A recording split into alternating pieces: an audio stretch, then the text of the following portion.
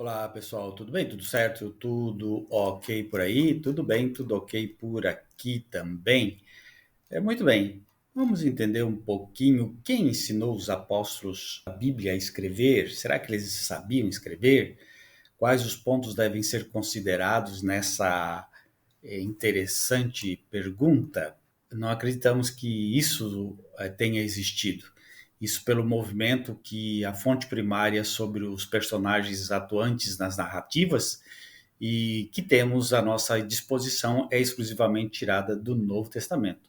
Mas vamos à explicação. Uma pessoa recebe o título de rabi é alguém com um amplo conhecimento das escrituras, isto é, geralmente possui grande parte do conteúdo decorado, interpretado, ensinado e palestrado pelos doutores do templo, que validam a capacidade de oratória, de persuasão, de carisma do orador sobre o assunto, sobre as escrituras. No judaísmo, a partir do quinto ano, o futuro rabi era colocado em uma doutrina educativa, dogmática, exaustiva. Sabe-se, portanto, que o foco era entender sobre as escrituras, interpretar as escrituras, fazer a leitura, escrever, leitura em hebraico, escrita em aramaico. Além disso, o estudante era examinado desde o início de sua caminhada no judaísmo, sobretudo quando era indicado por alguém de fora da curva, era colocado com rabis, professores mais intensos e também tinha uma construção educacional e programática bem mais profunda. Desta forma, uma separação do joio do trigo era feita na base. As duas escolas da época de Jesus que faziam esse trabalho e que temos conhecimento são a escola de Hillel, avô de Gamaliel, professor de Paulo de Tarso, a escola de Shammai. O Talmud é o resultado de debates e registros compilados destas duas escolas como foco teórico principal. Sendo assim, o que sabemos sobre Jesus e seus apóstolos, que os colocam como alfabetizados no judaísmo, existe alguma coisa? Na Bíblia, ele foi considerado como rabi, que debatia com os doutores da lei no templo. Então, é quase seguro pensar que os apóstolos aprenderam com Jesus, com base na Bíblia, duas citações sobre Jesus ser considerado alfabetizado. Havia entre os fariseus um homem chamado Nicodemos, membro do Supremo Tribunal dos Judeus. Ele de noite procurou a Jesus e lhe disse: Rabi, sabemos que tu és mestre vindo da parte de Deus. Por que ninguém pode fazer estes sinais que estás realizando se Deus não estiver com ele? Isso está no João capítulo 30, capítulo 3. Isso está em João capítulo 3, versículo 1 e 2. E logo aproximou-se Jesus e disse: Eu te saúdo, Rabi, e beijou-o.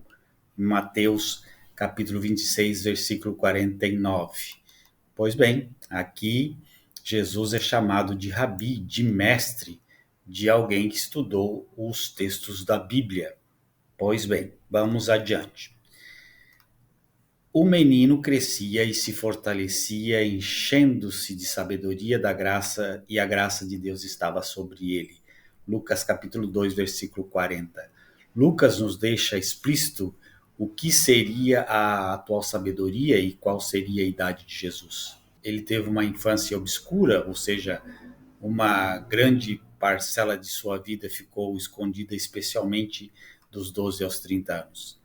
Na época de Jesus, o entendimento sobre menino estava alocado na idade de 5 a 12 anos.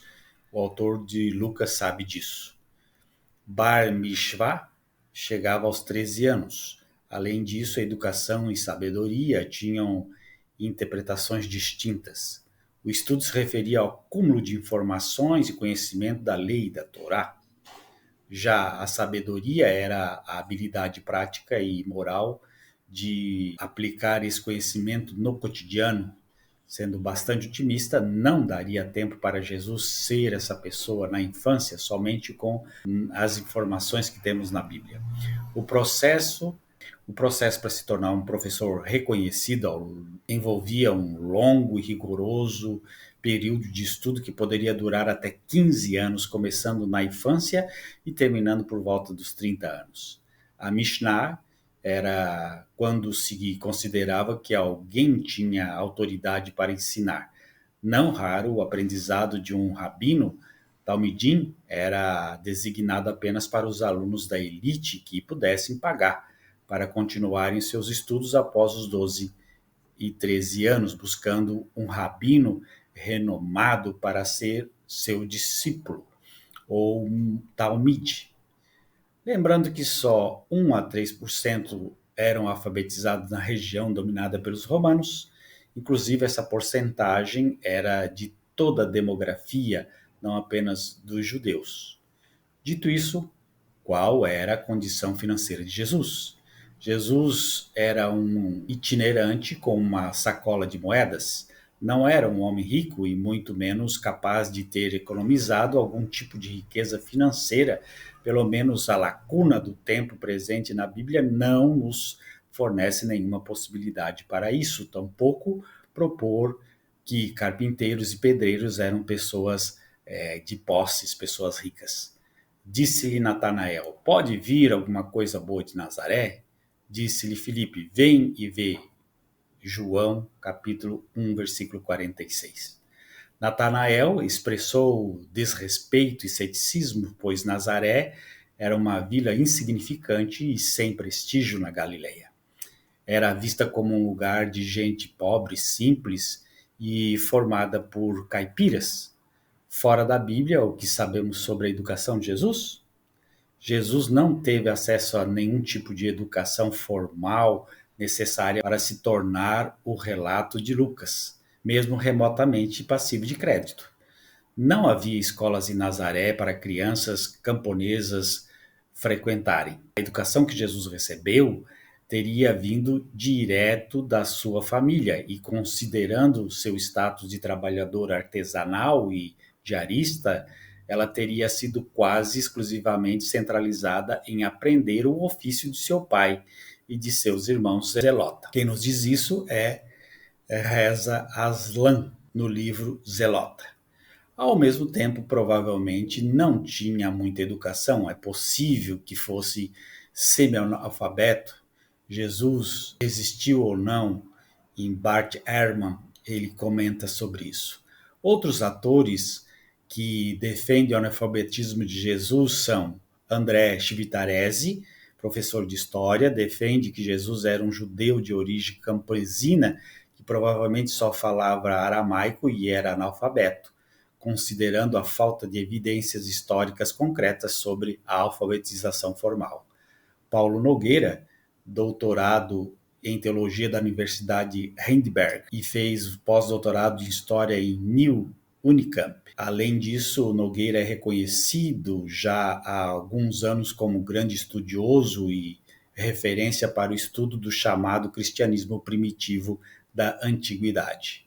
J. Neves, bacharel em teologia pela Faculdade João Calvino, especialização em teologia e pós-graduação em direitos humanos pela FAVENE, doutor honoris causas pelo Conselho de Pastores e Teólogos e Oficiais Evangélicos do Brasil e exterior, e muitos outros estudiosos. Quem ensinou os apóstolos da Bíblia a escrever? Apesar do longo texto tentando abranger os dois lados desta moeda, provavelmente Jesus e seus discípulos eram analfabetos. Haja vista que muitos profissionais de áreas bíblicas e correlatas concordam que, no contexto social da Galileia do século I, a alfabetização formal era rara e a capacidade de ler e escrever não era esperada de um camponês como Jesus, destacando que seu conhecimento das escrituras poderia vir da instrução somente oral, ele apenas decorava os textos.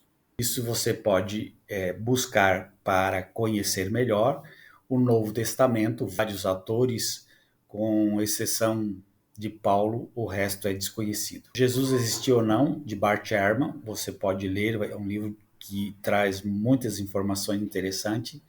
Zelota, de Reza Aslan, também é um livro muito bacana de ler, importante, traz muita coisa sobre a história de Jesus. Uma outra história, Jesus de Nazaré, de André Chivitarese, uma breve história das origens do cristianismo, de Paulo Nogueira, Como surgiu Jesus, de J. A. Neves. Também é um bom livro para se entender o que se passou. Por fim, a Bíblia foi escrita por uma variedade de autores ao longo de séculos, principalmente no Antigo Testamento, com alguns textos atribuídos a Moisés, Davi e outros profetas. Bom, e ainda temos como importante relato para entender que os apóstolos não escreveram os textos é que os 4 evangelhos do Novo Testamento, Marcos, Mateus, Lucas e João, são anônimos. Os nomes que levam foram atribuídos pela tradição da igreja primitiva décadas depois de serem escritos. Vamos trazer alguns dados para você entender a ordem e a data de composição, as estimativas, pelo menos.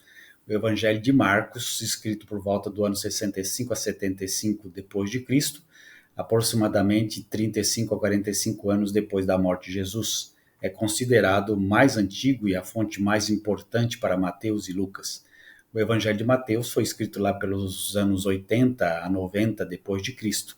Não foi escrito pelo apóstolo Mateus, mas por um autor anônimo, provavelmente um judeu cristão, que usou Marcos e uma fonte de ditos de Jesus conhecida como a fonte Q. O Evangelho de Lucas, escrito por volta do ano 80 a 90 depois de Cristo, assim como o livro dos Atos dos Apóstolos, sendo ambos obras do mesmo autor, que não foi companheiro de Paulo, mas um cristão educado da segunda geração. O Evangelho de João, o mais tardio, escrito lá pelo ano 90, ano 110 depois de Cristo, por uma comunidade joanina e não pelo apóstolo João, filho de Zebedeu. A questão da autoria apostólica, nenhum dos apóstolos originais, que eram pescadores, cobradores de impostos, etc., era douto, no sentido de ser um escriba historiador treinado. Os textos escritos em grego sofisticado, especialmente Lucas, refletem uma formação de autores helenizados, não de galileus do século I. O que temos são textos que incorporam, editam e interpretam tradições orais e escritas que circulavam nas primeiras comunidades cristãs. Essas tradições podem, de fato, demontar aos ensinamentos e memórias dos apóstolos, mas passam por um longo processo de transmissão e reelaboração teológica antes de serem fixados por escrito. Em resumo, os evangelhos não são relatos jornalísticos e autobiografias escritas por testemunhas oculares no momento dos fatos. Eles são documentos de fé de segunda e terceira gerações de cristãos que escreveram para responder às necessidades, crises e questões teológicas de suas comunidades. É isso aí. Um grande abraço. Tchau, tchau.